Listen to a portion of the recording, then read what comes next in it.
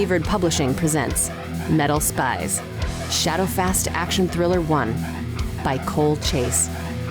Read by the author.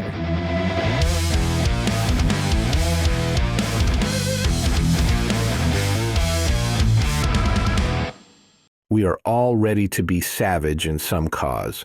The difference between a good man and a bad one is the choice of the cause. William James. Chapter 1. January 2018, Honolulu, Hawaii. "I'm in," Quinn whispers.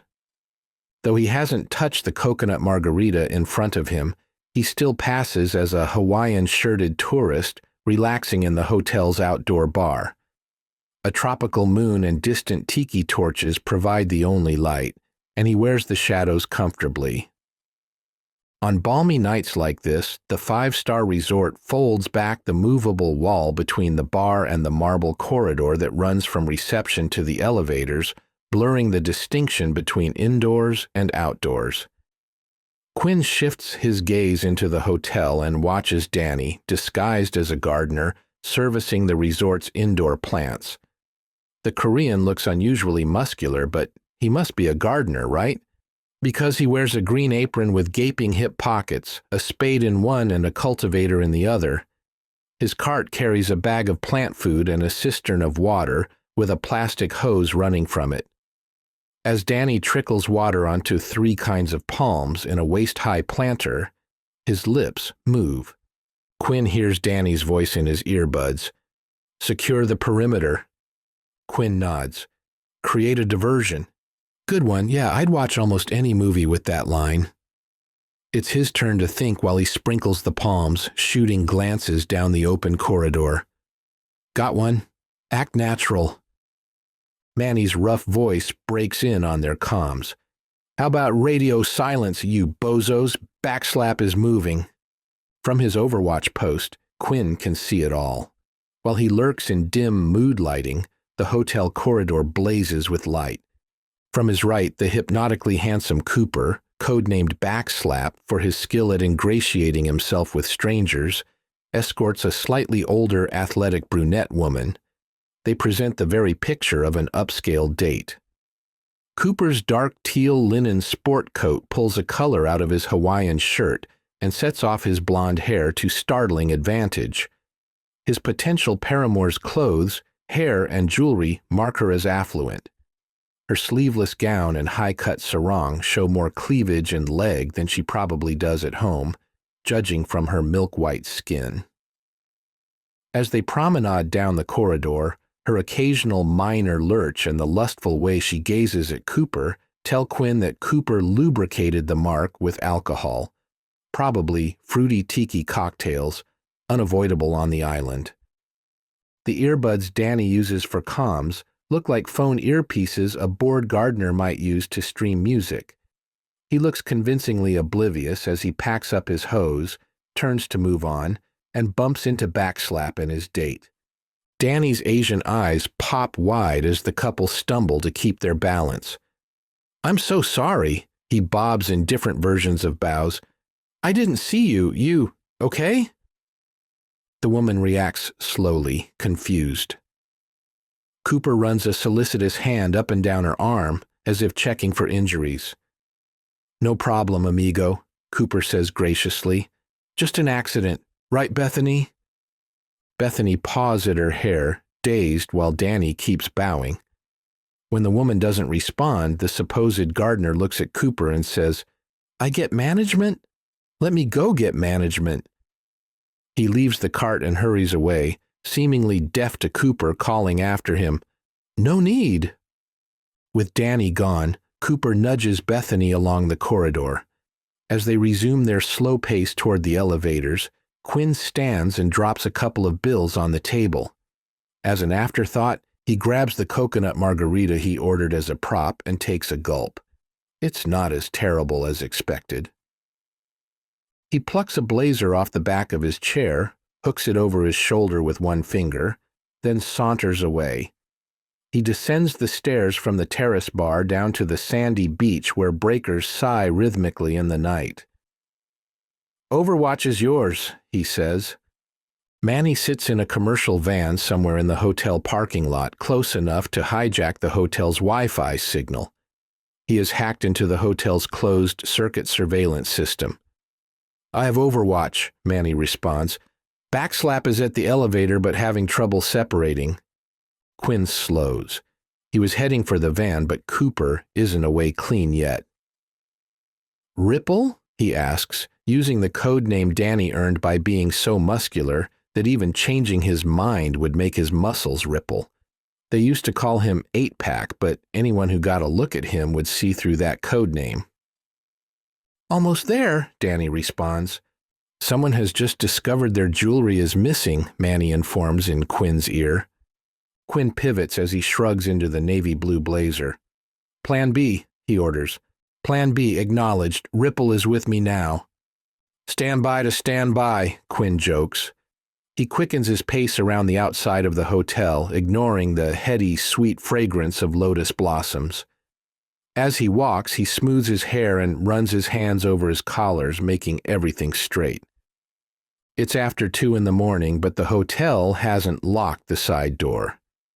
He enters a short corridor perpendicular to the one Cooper walked down, leading straight to the elevators.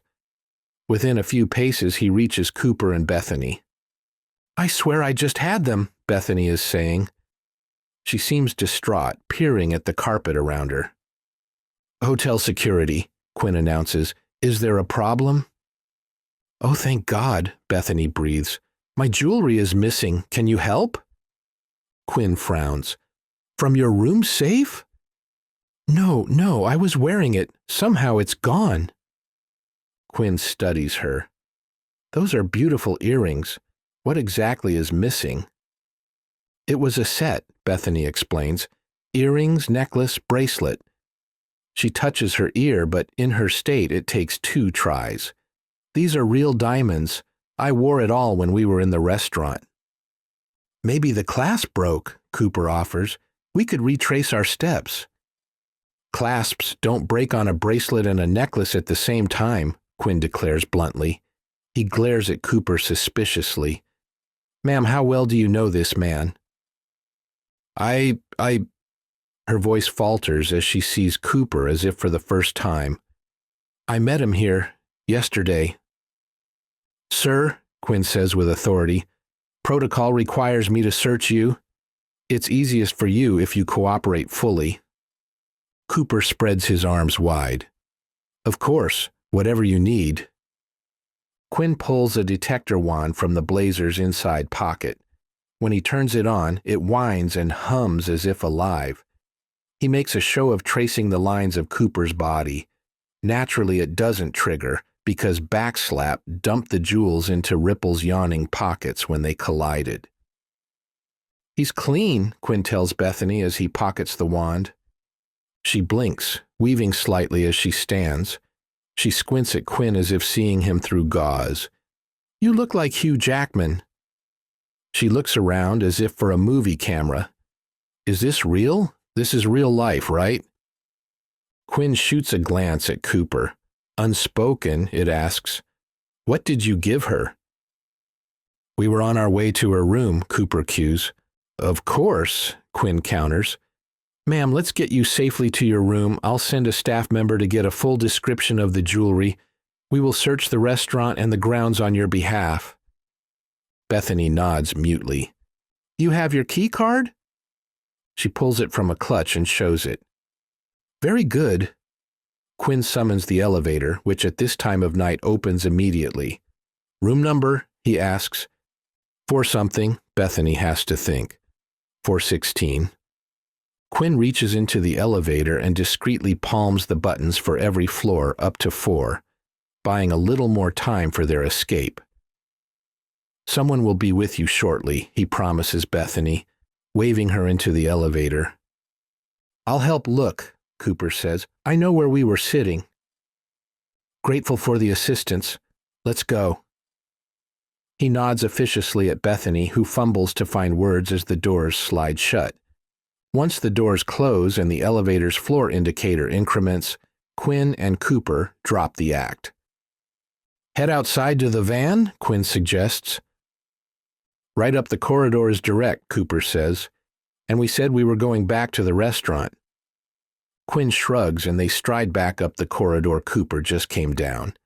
Their shoes slap on marble as they pass lush planters of palms. They seem isolated in the spacious resort. The Fun and Sun crowd dropped their reddened bodies into bed long ago. Incoming, he adds, for the benefit of Manny and Danny. Fired up, ready to go, Manny's voice answers. The axes? Quinn asks. He means musical instruments. The crew's cover story for being in Honolulu is that they're a band, which they actually are. Loaded, Danny says. Cleared to go. After a few paces, passing the bar where Quinn kept watch, he asks Cooper, "Who is she?" Insurance executive. Cooper smiles. She has her nose so high in the air she could drown in a rainstorm. First, she was bragging about how many maids she's fired. Then she went on about why I should believe QAnon. Quinn smiles back. Fair game, then. Cooper's smile falters when he gazes ahead. Mike could get ugly. Quinn looks down the corridor. A group of men and women cross the lobby, chattering as people do when going out after a good show. A Hawaiian couple leads the group, but it's one of the white couples that snags Cooper's attention. A man casually glances down the corridor. He's a quintessential normie, wearing an Izod polo shirt and khaki slacks. He has a balding head but wears his hair thick on the sides, and Quinn mentally dubs him Fenders. He looks oddly buttoned up on the laid-back planet of Hawaii. His expression shifts instantly from amused to stern. Hey, he barks. Quinn and Cooper slow. There's nowhere to hide in the wide, flat corridor. They'll look suspicious as hell if they turn around. But they can't just stand there either. You, Fenders commands, pointing at them. Stay right there. He hustles toward them. Cooper maintains his pleasant smile, but hisses, Shit. Chapter 2. Like a smiling ventriloquist, Quinn asks without moving his lips, Who is he? Security from Tuesday night's hotel, Cooper says. Does that bar we just passed have a back exit? Leads to the beach. Fenders needs only 10 more strides to reach them. Go. They dodge back into the bar where Quinn sat minutes ago. The bartender doesn't turn his head from a surfing competition replaying on the TV. Fenders yells, Stop, and runs for them. As they thread through the tables, they knock over each chair they pass to block the way behind them. They take the stairs down to the beach 3 at a time, and when their feet touch sand, they break into a sprint. Coming in hot, Quinn tells his remote partners, hostile in pursuit. Ack, Manny's voice says, shorthanding acknowledged. Their momentum carries them through pools of moonlight and patches of darkness. In the tropical air, Quinn sweats enough that his shirt immediately glues to his back. When they round the side of the hotel and pass the beach volleyball nets, he looks back. No one's behind us. Fuck, that means he's calling reinforcements. Both men pause their flight to shrug off their suit coats. While Quinn scurries over to a hotel trash can and shoves the coats out of sight, Cooper approaches a small sundries shack and using his elbow shatters a pane in its cute door. He reaches through the broken pane and opens the door. In seconds, he's wearing a hotel-branded boonie hat to cover his blonde hair and hands Quinn a sun visor. It's as feeble as quick changes get, but from a distance, they don't wear the navy blazer and linen coat the security guys saw, and their hair color looks a little different. It might buy a second or two. Then again, any moron will quickly realize they're the only 2 sweaty howlies running on the beach in the wee hours. Cooper fishes his earbuds from his pocket and inserts them as they hurry along. We can't reach you, Quinn says. Drive toward the marina and pick us up there. Moving, Danny answers. In the quiet night, just over the rush of lapping waves, they can hear the van's engine, distantly revving but unseen among row upon row of vehicles. Quinn, lightly winded from their sprint, speed walks toward the marina. Pushing against the soft sand, it takes twice the effort to go half the speed. "God damn it, Dredd, why didn't you warn us?" Cooper fumes aloud, now that he's on comms. "Warn what?" Manny's voice scoffs. "All I saw was civilians walking into the hotel, plus I was watching you guys and the woman. We don't have enough eyes for a 360-degree lookout." "Ripple should have seen it," Cooper says grumpily. "I was getting distance after the handoff," Danny reminds him. He adds with passive-aggressive emphasis, "as we planned." "What did we score?" Quinn asks, hoping to move Cooper's thoughts onto a different channel. "Hard to say in the dark," Danny's voice replies. "5 figures for sure." "Maybe high fives," Cooper says. "If that necklace is real diamonds, it's long. In the light, good color, good clarity, looked good and felt good. Lot of stones." Danny agrees. "At least 12 carats, maybe 15. They pass a stand of coconut palms and reach the docks. Expensive sailboats bob gently, their lanyards clinking mournfully against their masts. The planks underfoot provide better traction than the sand. Quinn and Cooper run the last 50 yards to meet the commercial van, which brakes to a stop before them. Danny has the headlights off, making the van less obvious in the night. The side door slides open. Manny's beckoning wave urges them in.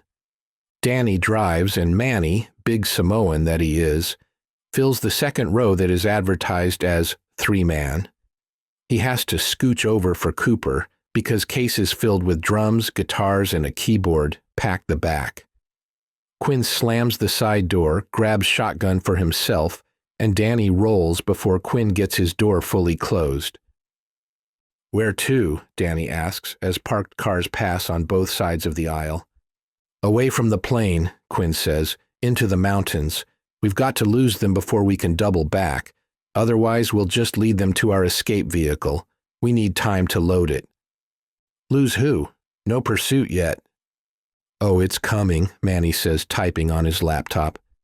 "Get us out of here," Quinn says, "but play it chill."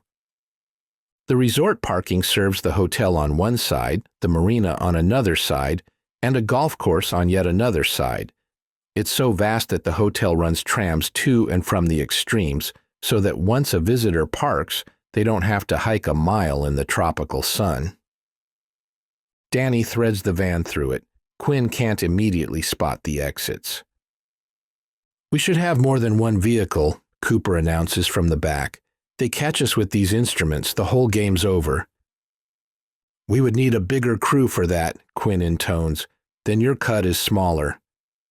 That silences Cooper for a few seconds. Then he adds, "You know I have a point." "Got anyone we can trust?" Quinn counters reflexively. Then he sighs. The crew probably is too small. He rolls the passenger window down to feel more in touch with the balmy night air. The nights are never this warm in Seattle. They roll in silence while he reviews the week in his mind. The whole game Cooper refers to as Shadowfast, their heavy metal band. They all love playing, and Quinn, Manny, and Danny were a band before they were a heist crew. Now they steal almost everywhere they go. The band is their cover. It's not foolproof, but if some go-getter investigator finds the same 4 names appearing repeatedly in cities, they can legitimately claim they travel together as a musical act. Better than tying their names to crime-ridden cities with no innocent reason why. Normies don't really get the name Shadowfast. It disgusts Quinn how many people ask him, "You mean Shadowfax? Gandalf's horse?" He had no clue there were that many fucking nerds in the world. A fast is the same as a keep, the reinforced part of a castle where royalty hides during a siege. A grim, haunted medieval fortress is metal as fuck, so he's not changing the name for a bunch of cosplaying, fantasy-reading mouth-breathers shoving their glasses higher on their noses. Hawaii is not exactly a heavy metal mecca, but some percentage of the population has tired of wading shin-deep through ukuleles every time they go out. Quinn managed to get the band booked on consecutive weekends at 2 venues on opposite ends of Oahu. The band spent the time between gigs supporting Cooper's short-con romantic grift at the highest-end hotels in Honolulu. Now it's Sunday night, the gigs are done, and they tried to let Cooper put the touch on one more mark before they left the islands. Cooper has the face, the dazzling teeth, and the lady killer moves for it. When he lays on the charm, it usually works seamlessly, but the whole approach of womanizing a tourist was conceived during the more innocent 1950s Polynesian craze from when Hawaii became the 50th state in 1959. After COVID, after terrorist shootings all over the United States, after a rash of hate crimes against the indigenous Hawaiians, the best resorts have stepped up internal security far beyond previous levels. Tuesday night, when Quinn and Cooper worked this identical scam at a resort with a Hawaiian name Quinn can neither recall nor pronounce, a patrol they hadn't spotted during their scouting caught them impersonating hotel security. They had run that night too in a handy speedboat, but not before security saw Cooper and Quinn together. Just their dumb luck that a member of that security team, off duty, happened upon them again at the last resort in their cycle. "Create a diversion," Quinn says. Cranking the wheel at the end of an aisle, Danny responds, "You already said that one. How about—" "We actually need a diversion," Quinn says, pointing. Danny follows his gesture and sees the headlights of 3 police cars turning into the resort's distant driveway.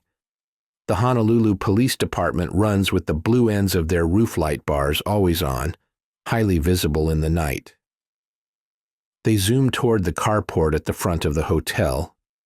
Manny cranes his neck to watch as the blue and whites pass. "We've got a few seconds while he briefs them," he says. "Then we're the rabbit and they're the hounds." Theft of personal property is small potatoes compared to other crimes, or a fire, or a plane crash. "Can you fake a more important emergency?" Quinn asks.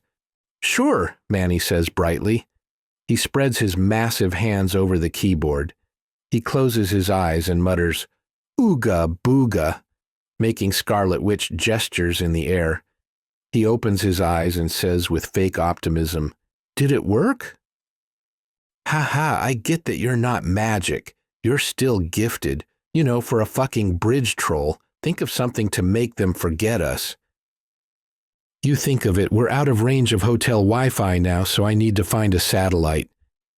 He types industriously, the laptop's blue glow illuminating his blunt face and his wild, kinky hair.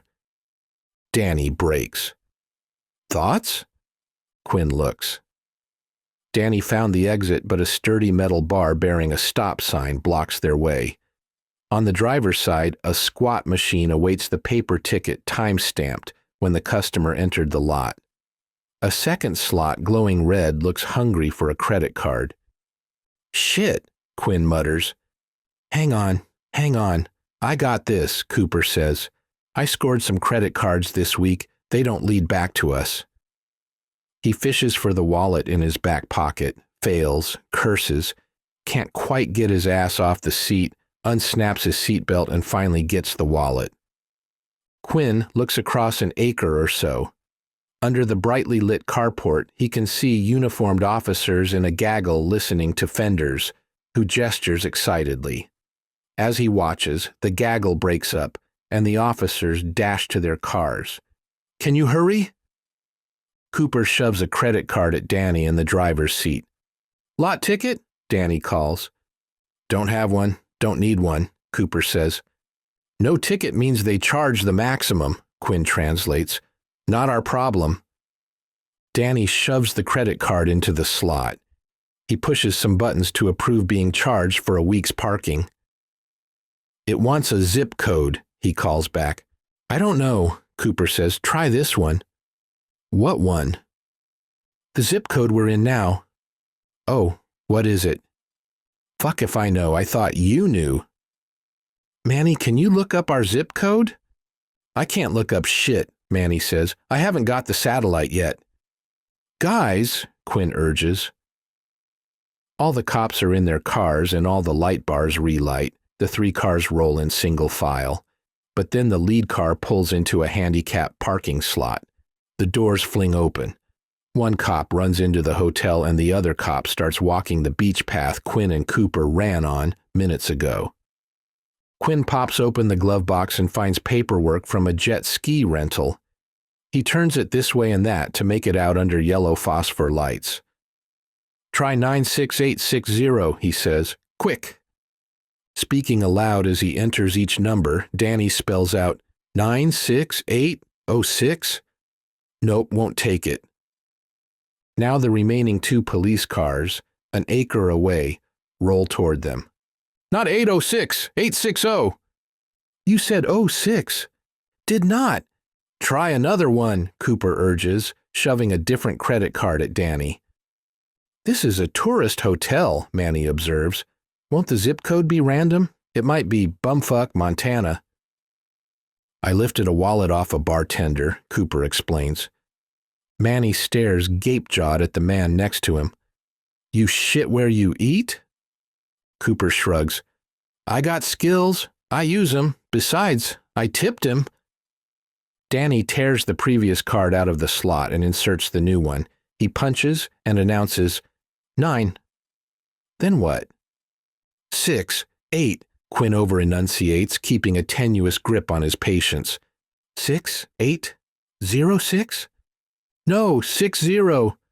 60, Danny echoes. You don't have to yell. Nothing happens. I thought chinks were supposed to be good at math, Cooper grumbles. Quinn pins him with a glare. So not cool.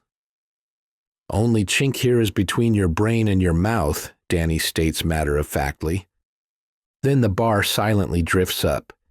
Danny guns the van past it and turns onto the road fronting the resort. But at this time of night, there is no traffic to blend in with. Quinn shoots a worried glance back. The cop cars have covered more than half the distance to them. He can't tell whether the police have seen them. Maybe the 2 cars head this way simply because it's the best way out. You left the credit card, Cooper complains. We'll drop you here and you go get it, Manny says acidly. Okay, I've got a connection. Who do I hack? What's our emergency? I don't know, Quinn huffs exasperated. Something Hawaiian. What do they got? I'll check, Manny says and starts typing. The police cars have reached the end of the aisle that leads to the barred exit they just rolled through. Step on it, Quinn begs. Danny steps on it. Chapter 3. The commercial van boasts built-in navigation on a screen the size of an iPad. Danny relies on it heavily getting away from Waikiki Beach. A canal separates most of Waikiki from the rest of Oahu, and if they drive west or northwest, the police can call ahead and block the bridge over the canal, neatly trapping them. Instead, Danny maneuvers southeast from the resort, skirting the huge golf course and driving around the end of the canal. Confusion benefits them for the first few minutes of the chase, as fenders couldn't tell the cops which way their quarry had gone. Danny accelerates smoothly, getting distance from the chase cars without calling attention with a panicky, sudden engine roar. Quinn stares into the external rear-view mirror on his side of the van. The blue lights flash, but so far, they aren't closing the gap between them and the van. Danny threads through the sleeping town and eventually turns on his headlights since most of the closed buildings offer no illumination. Everything looks familiar to Quinn. A Safeway grocery store, a Texaco gas station, an AT&T store, a high school. They could be in any U.S. city except for the abundance of tropical plants and planters and the occasional massive banyan tree. Whenever Danny corners and the police cars have no line of sight, he speeds up. At nearly 3 a.m, no one else drives the streets, so he safely runs a couple of reds. Nonetheless, The blue lights keep reappearing behind them. He can't lose them, but he has a comfortable lead when he drives onto Highway 1 and speeds northwest toward the airport. "They're still on us," Quinn says. "It's too soon for the airport." "Yep, working an idea," says Danny. He exits Highway 1 onto Highway 61, Pally Highway, heading northeast. "Which is?" Quinn prompts. Danny stabs a finger at the nav, pointing out a large green blob. "This road leads to the forest reserve and the Honolulu watershed. My guess, no way is that Honolulu police jurisdiction." "Yes," Manny enthuses from the back seat. Quinn turns. "You a big fan of the forest reserve?" Manny looks up as if someone just woke him. "What? I'm not listening to you jokers. I just hacked my way into something called Hawaii Emergency Management Agency. I can figure out an emergency for you. Soon enough." "Good job," Quinn says. To Danny, he adds, "I like your idea." Even if they hand their pursuit to another agency, handoffs cause delay and goof-ups. Behind them, the twin blue light bars step up to a more intense level of flashing and strobing. For the first time, police sirens begin their rise and fall in 2 octaves. The cruisers start to close on them. Danny smiles tightly. They know we're about to escape their territory. He plunges his foot harder on the accelerator. The road noise in the van grows loud enough that conversation requires raised voices. "Oh, by the way," Manny calls, "I disabled the license plate lights when we picked up the van. Maybe they haven't gotten the plate yet." Cooper looks pleased. "Good trick, partner." But Manny, involved in his laptop, doesn't hear. He paws at his face, blinking heavy lids. They all went body surfing earlier that day, and the stronger UV rays of the tropics have leached energy from them. With no way to aid their escape, Cooper lies back next to Manny and closes his eyes. Quinn stays up late routinely, but the hour and the ebbing adrenaline weigh on him. "I'd kill for a cup of coffee," he mutters. He fiddles with the vents and AC in the van to get cooler air on his face. The controls, part analog and part digital, confuse him, and he gives up. Pally Highway seems to head straight up a mountain. The van, built for hauling, handles the grade better than the police cruisers Quinn watches obsessively in the rearview mirror. The van leaves the city proper behind, and inky darkness surrounds the road, broken occasionally by lit landmarks such as the Queen Emma Summer Palace, a white plantation house with a big lawn, and a sign for the Oahu Country Club. Quinn's eyelids feel heavy. He powers his window down and lets the breeze buffet his face. In the darkness, the headlights illuminate little more than the dotted white line in the center lane, and an endless metal guardrail on the left. With nothing to see on either side, it feels like they vibrate in place while the dotted highway lines fly at them. Something changes. At first, Quinn can't place it. "What just happened?" he asks, looking around. Cooper dozes behind him while Manny works his trackpad in silence. "No sirens," Danny answers. Rather than trust the rearview mirror, Quinn twists in his seat and looks back. The HPD cruisers have turned off their sirens and switched their light bars back to steady blue. As he watches, they fall back farther and farther. Just before they fade from view, they find an exit and turn off. They're giving up, he dares to hope. Danny predicts, them out, someone else in. Maybe not. One tourist, no violence. If the diamonds are worth what we think, it's grand larceny. I declare you no fun. No fun because always right. Quinn grins. The line begs for a put-down, but in truth, Danny is almost always right. But the next sound wipes the smile off his face. Is that a helicopter? Chapter 4. While Danny drives and Cooper dozes, Manny and Quinn crane their necks, scanning the sky. "Yep," Manny says, pointing. A chopper's running lights twinkle in the night sky, while its spotlight fans the road far behind them. In addition, a mile back, a new light bar pierces the dark. This one has blue and red, not the all-blue of Honolulu PD. Danny catches it in his rearview mirror. Hawaii County Sheriff. As they blow past a sign that reads Nu'uanu Pali Lookout, Quinn thinks aloud. So HPD did pass the pursuit off. But maybe if they don't know our license number. The chopper's brilliant spotlight stabs down, exposing the van in the night. A metallic squawk comes from the helicopter, then a stentorian voice commands something Quinn cannot make out over the road noise and the buffeting wind. He powers his window up. He doesn't want to know. The spotlight traces along with them.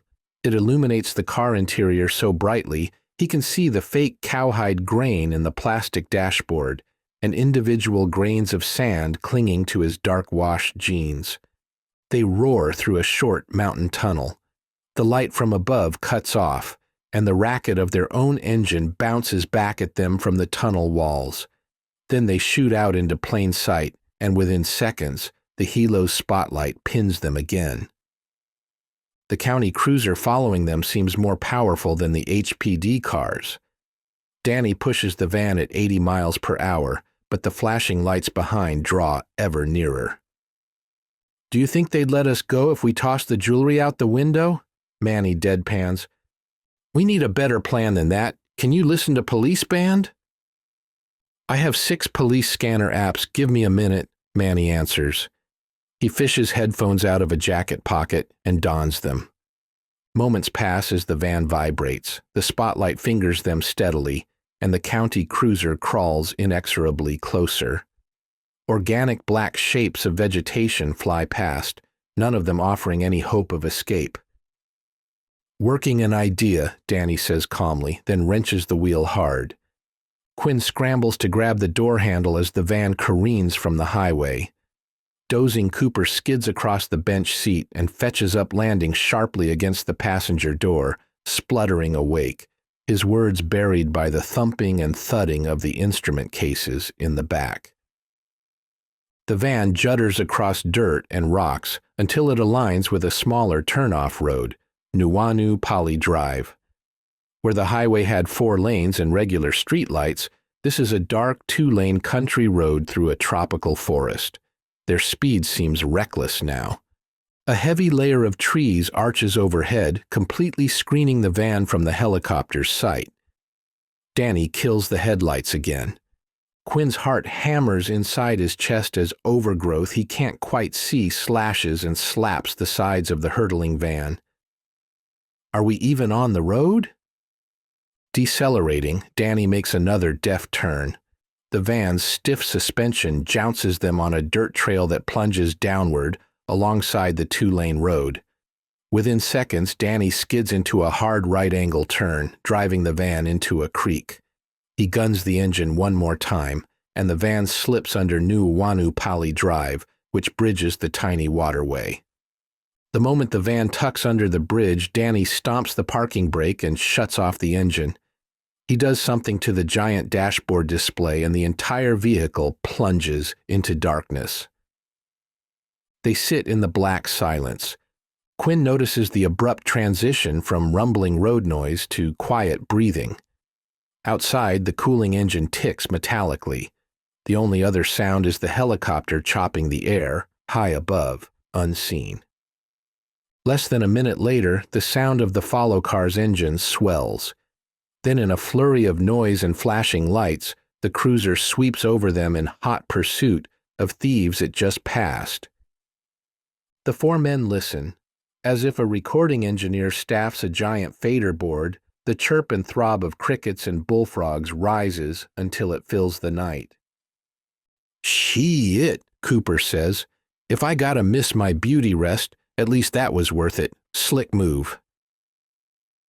Feeling something between marvel and relief, Quinn asks, "You must have awesome night vision, or did you know this was here?" "Didn't. Just wanted to get under the trees." Manny reaches with one giant hand from the back seat and squeezes Danny's shoulder. Danny softly slugs Manny's knuckles. Quinn tries to power his window down, but with the engine off, it doesn't work. He cracks his door open, triggering the dome light. He quickly snaps it off. He wants to hear. They wait until the sound of the helicopter slowly fades away to the northeast. The only light glows from Manny's laptop screen. It shines enough that the men can just make out one another's faces. They trade glances. Manny puts his headphones back on and fiddles with the laptop. He listens. Then he removes the headphones.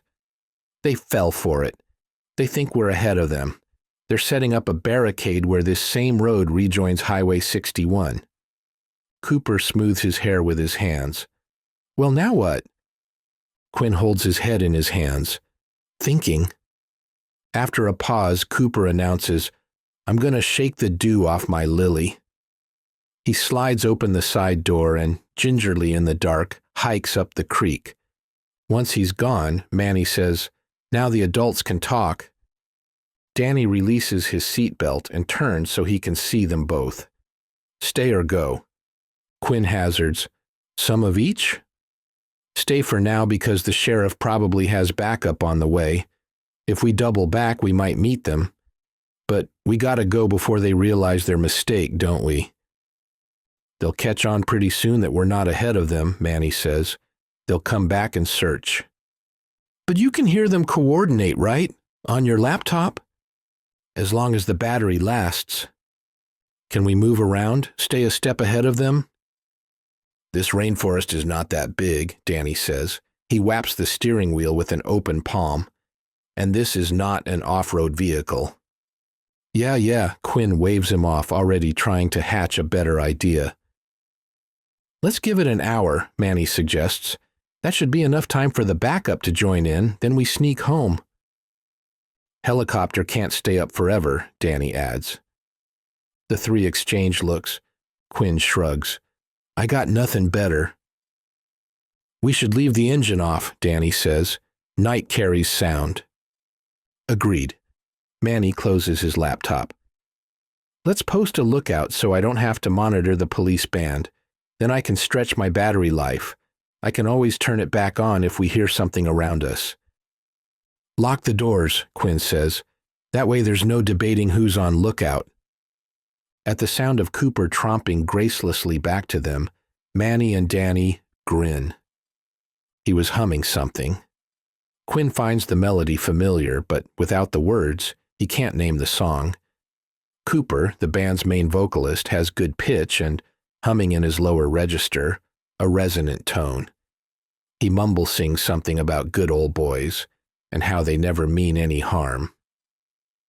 Finally, Quinn realizes what Cooper hums, the theme song from Dukes of Hazzard. Chapter 5. An ear-piercing whistle tears Quinn from sleep. His senses come online in sequence, like a football starting lineup jogging out of the tunnel one by one onto the field. First he notices his severe cotton mouth, then cold, merciless steel resisting his skull. Then the crick in his stiff neck. He smells the weird, funky sweetness of a confined space that male bodies have exhaled into for hours. He strains to lift eyelids that apparently a spider has webbed shut, and a dim, blurry bed of green fills his sight. He hears Manny snoring and the gleeful chortle of a small running creek. Then it hits him. He sits bolt upright, his psyche tumbling in a tsunami of panic. He still sits in the van's passenger seat. The van still shelters under Nu'uanu Poly Drive, but dawn filters through the banyans and razor palms. The loud rising whistle rips through him again, drawing his eyes to its source.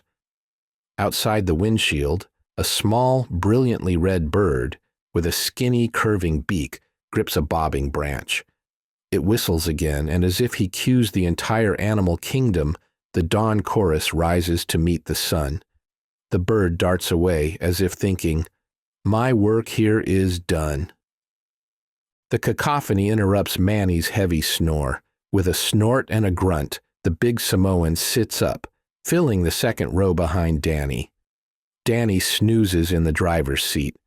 Wild-eyed, Quinn absorbs the scene, willing the hamster in his brain to jump on the fucking wheel and power a coherent thought. Outside, 2 feet from Quinn's face, Cooper's back covers half the windshield, where he lies limply on the hood of the van. "God damn it," Quinn shouts. "Wake up! We fell asleep! We all fell asleep!" He shakes Danny's beefy shoulder, and Danny comes awake, slipping the grip and groggily tossing his hands into high guard. He still wears the stupid fucking gardener apron. The Korean blinks several times, yawning, and then Quinn sees his expression turn alert. Not good. "How are we still here?" Manny rumbles. He checks the dashboard clock. "They couldn't find us in 4 hours?" He double face palms, rubbing his eyes. Quinn cracks his door and slips out. His shoes land in water, mud, and lava rock. The air, humid and barely cooler than body temperature, smells like broccoli and salt water. He startles when a finger touches the back of his head. He spins about, only to see he backed into a dangling frond. He finger combs his hair as he gathers his wits. No language has invented enough insults for him to pour upon himself. Since high school, he has had a 30-year streak as a thief who has never done prison time, never been convicted of a thing. If his streak ended because his crew passed out like stoners near the scene of the crime, he could never forgive himself. He really thought they were achieving a level of professionalism, but it's impossible to believe that now. He grits his teeth and swallows a choking breakfast of self-hatred and embarrassment. Then he steps over to Cooper and pokes his ribs. "Get up, backslap." Cooper rolls to one side and mumbles, "You like it rough, darlin'." Then Danny starts the van and the vibration causes Cooper to lift his head and peer around. "What the—" "Some sentry," Quinn comments. "Well, but I didn't. Wait, you guys locked me out of the van." "Now you can get into the van. We gotta beat it." Cooper huffs around Quinn to the side door and gets in. Quinn strides up the slick dirt trail that led them to the bridge. He slows as he comes out of the foliage. When he reaches Highway 61, he peers as far as he can in each direction. No traffic, no cops. He looks back at the van. The palms and shrubs lining the dirt trail obscure the view from the road. In the dawn light, only a chunk of the van's rear window shows. At night, it would just be a black spot. They accidentally hid well. Manny and Danny stand beside the idling van, stretching and blinking. When Quinn served in the Army with them, their drill instructor called them Mutt and Jeff. The old reference means nothing to any of them. He just knows Manny is the big guy and Danny the shorter guy. But more accurately, Manny, with his huge physique and kinky Samoan hair, looks like the monster under the bed, and Danny, with his stocky but zero-fat musculature, looks like a Korean cologne model. Manny speaks American English full of tech jargon, where Danny can speak perfect English when he cares to, but when tense or lazy falls back to broken English. When everyone has clambered back into the van, he tells Danny, "Coast looks clear, let's tiptoe out of here." Manny has his laptop open and his headphones on. He can't hear himself, so he announces a little too loudly, "Shift change." Danny nods and puts the van in gear. He backs down the creek past where they entered it. The van rocks and tilts dramatically, like an emo teenager forced to perform a hated chore. After 40 feet, Danny can turn the wheel and crawl up the hill to the highway. Everyone peers in all directions. When no threat presents itself, Danny pulls onto the highway, heading south by southwest, back toward Highway 1, eventually to take them to the airport. He nurses the van right up to the legal speed limit, then sets the cruise control. The highway arrows through a wide-open landscape of rolling hills, covered in greenery. They drone along, each man alone with his thoughts. Finally, Cooper says, If you can't be good, be lucky. How the fuck did that happen? Quinn demands of everyone. It's actually more embarrassing that none of us were drinking or partying, Manny admits. Just old? Fuck that noise, Quinn bursts out. None of us are 50 yet, and my dad pulled off the biggest heist of his career at 53. We need more discipline. Falling asleep on the job. My God. Need a facilitator, Danny says. Everyone wear too many hats. We're all players. No coordinator. We're thieves because we all hate oversight, Quinn counters. Danny just watches the road. He gave his opinion. He doesn't need to defend it. The crew might work better with more personnel. Quinn knows they think it, but he doesn't know how to recruit people they can trust. He met Manny and Danny when they all served in Afghanistan. Adding Cooper felt risky enough, but his record told Quinn the guy was a con artist for life. This crew has its own shabby but dignified code, picking marks who can largely afford getting robbed or who have it coming. Shadowfast targets the rich, the assholes, and most of all, the rich assholes. Most other criminals have so little integrity they would screw their own crew. Quinn knows he has to add more personnel, yet he dares not. He's boxed in. Well, shit, Cooper says. Quinn glances over his shoulder at him. When he sees Cooper looking backward, Quinn turns more so he can look out the rear window. Only a sliver of it shows above the stacked musical instruments, but that sliver admits blue and red lights. Chapter 6. Run, Quinn says. Danny flicks off the cruise control and speeds up. Manny, under his headphones, says loudly, "He's calling for help. How long until Highway 1? Quinn watches the little blue dot that represents them on the dashboard nav. He pokes a minus sign to zoom out the map's view.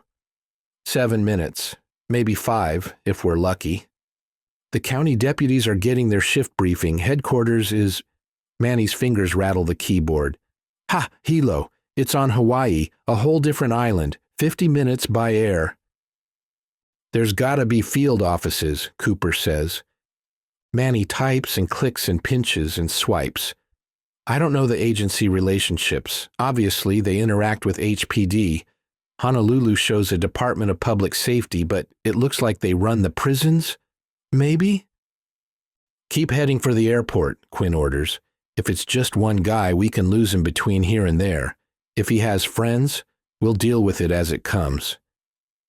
Manny, remember yesterday when I asked you for an emergency? Get an emergency ready. Ooga booga, Manny acknowledges. His attention plunges back into his laptop. The rolling hills grow flatter as they slide past on both sides. Quinn notices half a bottle of water, dented and warm, in the door pocket. He doesn't know who it belongs to, but he downs it. They race along 2 lanes heading southwest. 2 northeast lanes face them, sometimes divided from them by a mere guardrail, other times completely independent and on a different angle of the rolling hills. Across the median, in the northeast-bound lanes, 2 county sheriff cars streak toward them, red and blue lights ablaze. They're trying to reach us, Danny says. They'll turn around soon, but better than a roadblock. Transition coming, Quinn warns. Ahead, signs point out the exit from Hawaii 61 to Highway 1. Danny pulls right. The exit doesn't resemble the major highway systems they're used to in Seattle. Instead of a soaring cloverleaf exit, Hawaii 61 more or less peters out into Pali Highway, a normal urban street. Danny bleeds off speed because not only has the street narrowed, but worse, they've driven themselves back into town and into the morning commute. Quinn's chest tightens with anxiety as the van slows from 80 to 50 to 35 miles per hour. The pursuing sheriff's deputy follows them off the exit. Danny needs to turn right from Pali Highway onto South School Street.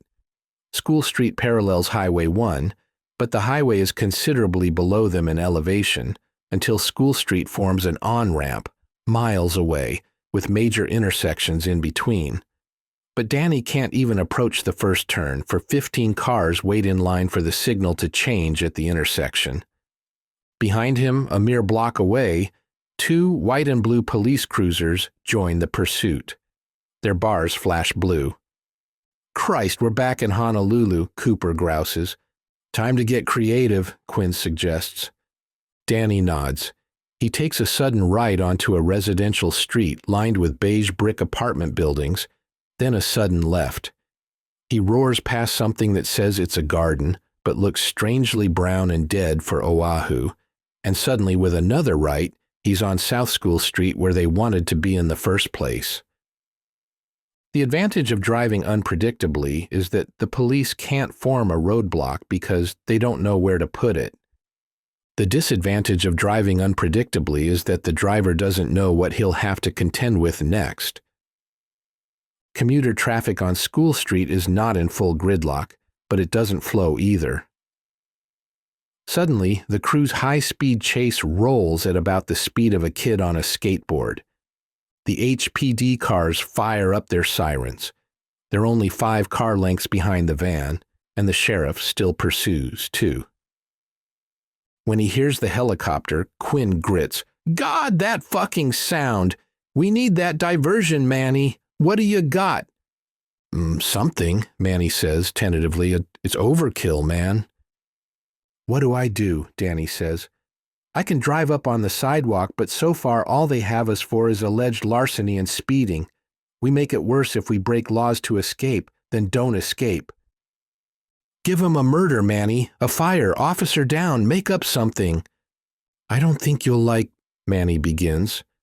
But just then, one of the HPD cruisers passes the last car behind the van, accelerates, and drives its nose into the van's right rear wheel. "Pit move," Danny announces as calmly as a tour guide, twisting the wheel to keep the front of the van aligned with the back.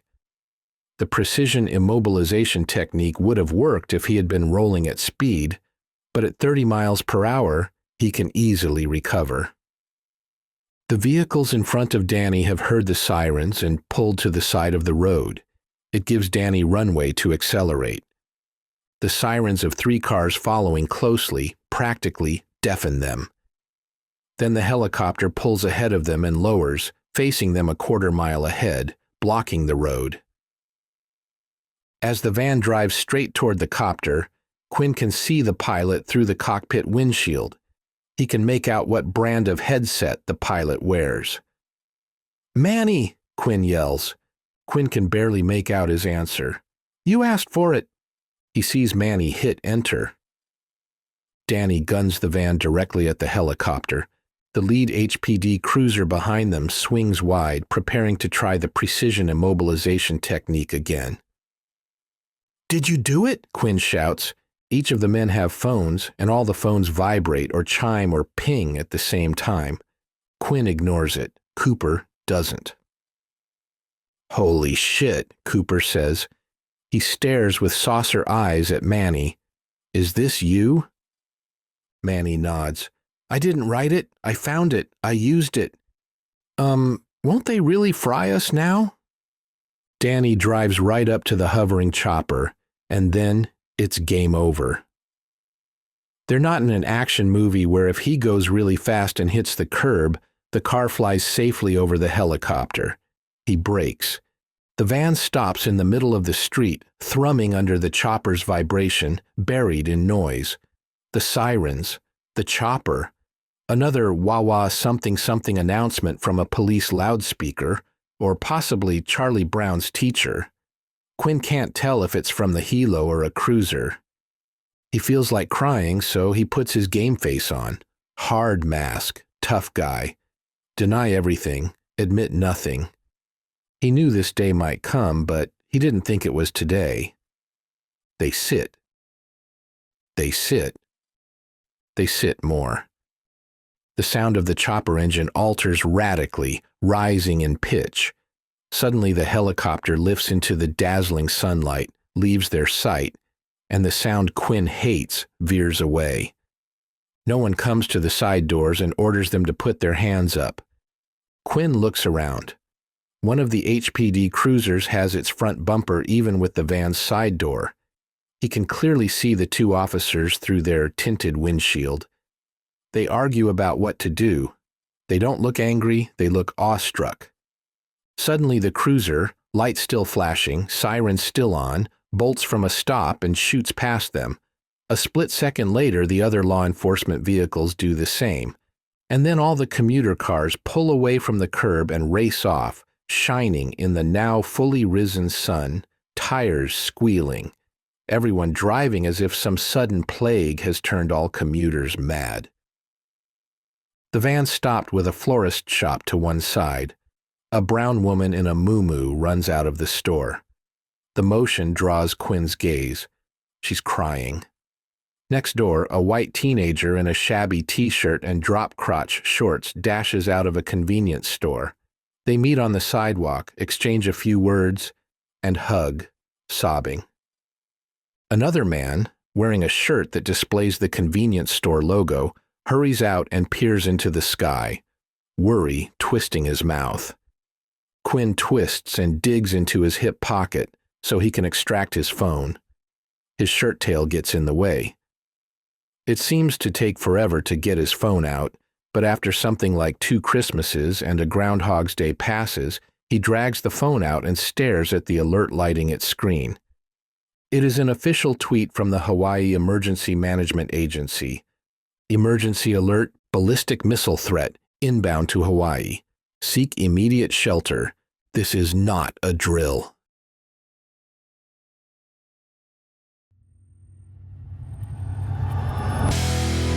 Thank you for listening to Metal Spies, a Shadowfast action thriller. You can enjoy every episode for free on Cold Chase's YouTube channel, where you'll find the entire Metal Spies audiobook in 6 parts, plus more videos for thriller fans. For advance notice of upcoming Shadowfast adventures, join my newsletter list. To sign up, send your email address to shadowfast@coldchase.media. Life is more exciting when you chase your adventure.